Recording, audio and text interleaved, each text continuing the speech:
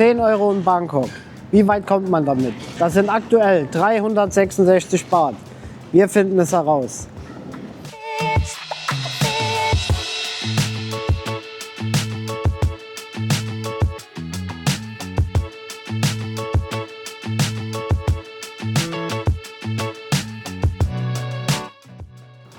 Herzlich willkommen zurück bei Asian Vibes. Ja, uns hat es wieder mal nach Bangkok verschlagen. Diesmal sind wir in dem Stadtteil Thonburi und sind hier in einer sehr lokalen Gegend und haben uns hier ein kleines Homestay geholt. Und das Video nicht so ernst nehmen, das soll ein Spaßvideo sein. Also hier geht es nicht darum, dass wir uns hier jetzt kaputt sparen oder ähnliches, aber Freunde und Familie, die fragen halt immer wieder mal, wie teuer ist denn eigentlich Bangkok, was kostet das Essen, was kostet der Transport, und das finden wir in diesem Video raus. Frühstück haben wir schon erledigt, das war am Hotelpreis mit inbegriffen und jetzt geht's ab zur BTS-Station, 5 Minuten von hier zu Fuß entfernt. Auf geht's! Unsere erste Ausgabe des Tages, ein Wasser. Das ist ganz wichtig hier in Bangkok, weil es ist sau heiß. Hat 9 Baht gekostet und hier ist die BTS-Station. Jetzt fahren wir gleich 3 Stationen zum Sathorn Pier. 68 บาท for two ticket ขอบคุณค่ะ ขอบคุณครับ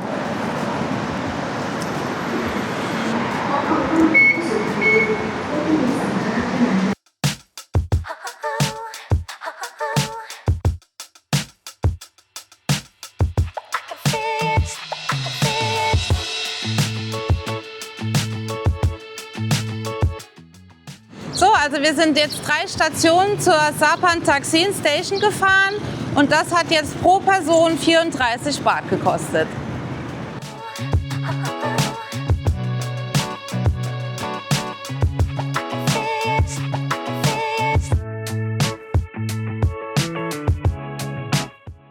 Ja, wir sind eben vom Sathorn Pier 3 Stationen zum Marine Department Pier gefahren und von hier aus ist der Einstieg zu Talat Noi, zum richtig coolen Viertel, und das Ganze hat 21 Baht gekostet.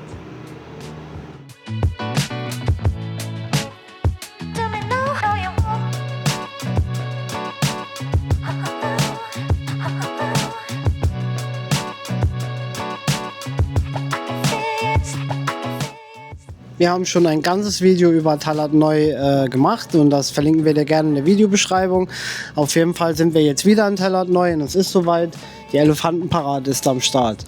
Und falls du zwischen Dezember und Februar in Bangkok bist und dann Talat Noi besuchst, kannst du in ganz Talat Noi versteckt diese Elefanten finden.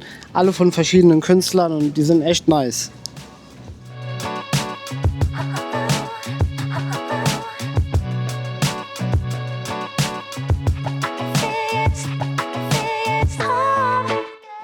Okay, so Mittagspause. Wir haben Hunger.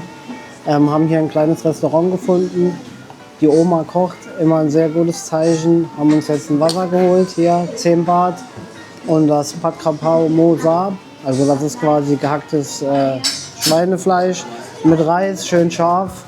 Das kostet jetzt 60 Baht. Und das ist ein absoluter Standardpreis in der einheimischen Küche. Ich sag mal so, viel mehr sollte man auch nicht ausgeben. Hier noch ein bisschen Chilis dabei.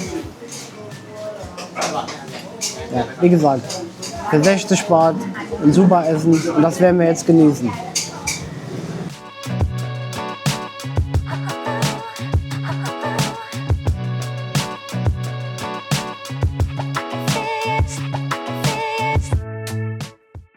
Ja, und wenn du dann in Talat Noi alle Elefanten gefunden hast, kannst du dich auf den Weg machen nach Chinatown.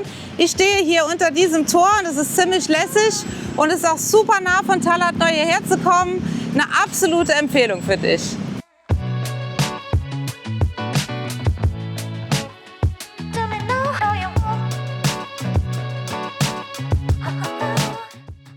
Ja, und ein paar Meter weiter von dem Tor findest du hier einen wunderschönen chinesischen Tempel. Tempels sind übrigens im Allgemeinen immer kostenfrei. Man kann jetzt zwar was spenden, aber wie gesagt, also jeder ist herzlich willkommen, immer einzutreten.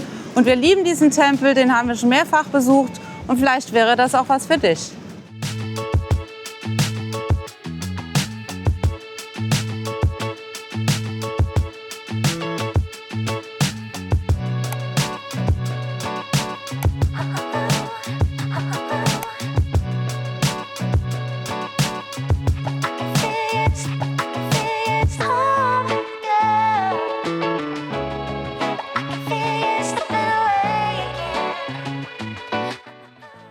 Von Chinatown sind wir dann von der Wat Mang Gon Station mit der MRT zur Bang Pai Station gefahren. Das hat 27 Baht gekostet.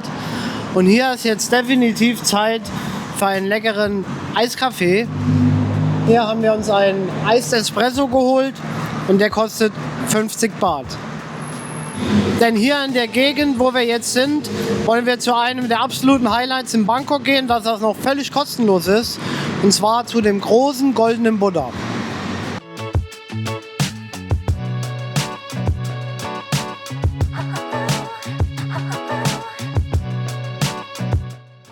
Ja, wir sind jetzt schon wieder hier an dem goldenen Buddha. Wir waren in diesem Jahr schon mal hier und da war er eingekleidet, also mit Gerüst drumherum. Aber Gott sei Dank ist das jetzt vorbei.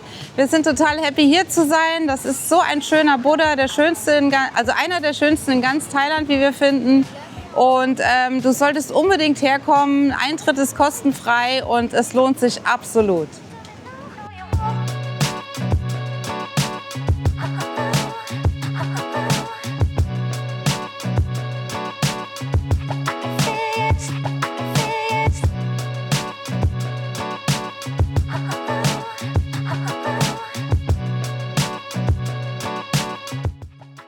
Wir sind jetzt vom Goldenen Buddha hier zu Fuß zum First One Night Market gegangen. Das ist ein toller Nachtmarkt in Thonburi. Wir waren schon öfters hier. Jetzt essen wir noch was und dann machen wir einen Kassensturz.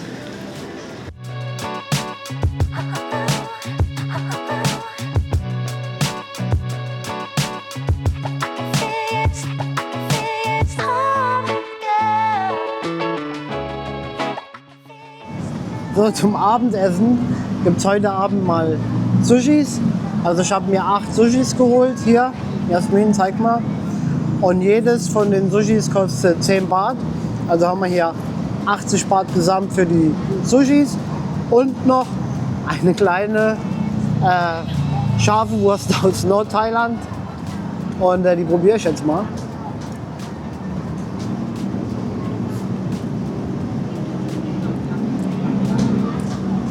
Also, so scharf finde ich sie nicht, aber wieder mal ein bisschen speckig.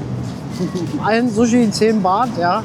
Das sind ja Preise, da träumt man in Deutschland von. Hier habe ich ein bisschen Sojasauce mit Wasabi angesetzt. Ich hab's nicht übertrieben mit dem Wasabi, weil ihr wisst, was ich meine. So, und das hier sieht mir nach meinem Lieblingssushi aus. Ich weiß nicht genau, ist es ein Krebs oder eine Garnele. Wir werden es testen.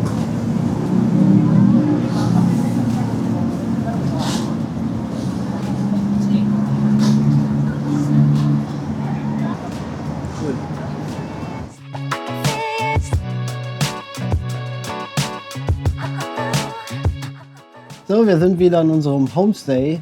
Wir sind jetzt von dem Nachtmarkt noch eine Station mit der BTS gefahren. Das hat nochmal 17 Baht pro Person gekostet. Und dann haben wir uns hier bei der Oma um die Ecke sogar noch ein Bier gegönnt. Das hat 40 Baht pro Person gekostet. Und ja, dann kommen wir jetzt mal zum Kassensturz. Und zwar haben wir heute ein Wasser geholt für 9 Baht. Dann das erste BTS-Ticket für 34 Baht. Dann sind wir mit der Yellow Flag zum Marine Departure gefahren. Da haben wir 21 Baht bezahlt. Dann haben wir ein leckeres Pad Krapao heute Mittag gegessen, 60 Baht. Ein Wasser dazu getrunken, 10 Baht. Dann sind wir mit der MRT von Chinatown wieder zu dem Goldenen Buddha gefahren. Da haben wir 27 Baht pro Person bezahlt. Und dazwischen haben wir uns natürlich mal müssen einen Eiskaffee gönnen, ein Espresso Eis, 50 Baht. Ja, am Buddha haben wir uns noch ein Wasser gekauft, nochmal 10 Baht.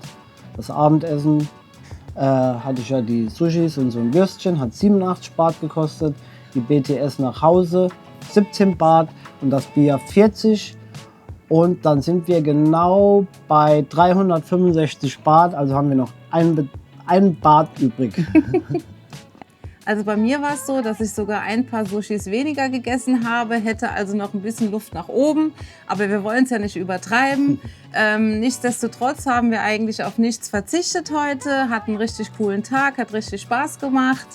Aber ist natürlich nicht jeder Tag gleich. Also es gibt natürlich Tage, wo wir deutlich mehr ausgeben, weil wir jetzt zum Beispiel das Frühstück uns noch selbst organisieren oder noch länger mit der Bahn fahren oder irgendwo Eintritt zahlen müssen oder sonst irgendwas. Aber im Grunde genommen kann man in Bangkok wirklich viele Sachen machen, die nichts kosten. Und von daher kann man hier in Bangkok wirklich immer noch eine gute Zeit haben und auch nicht so viel ausgeben. Und wir hoffen, dass dir unsere 10-Euro-Challenge gut gefallen hat und würden uns sehr über einen Kommentar freuen, einen Daumen nach oben und am liebsten natürlich auf ein Abo. Bis zum nächsten Mal. Wir sehen uns. Ciao, ciao. Ciao. And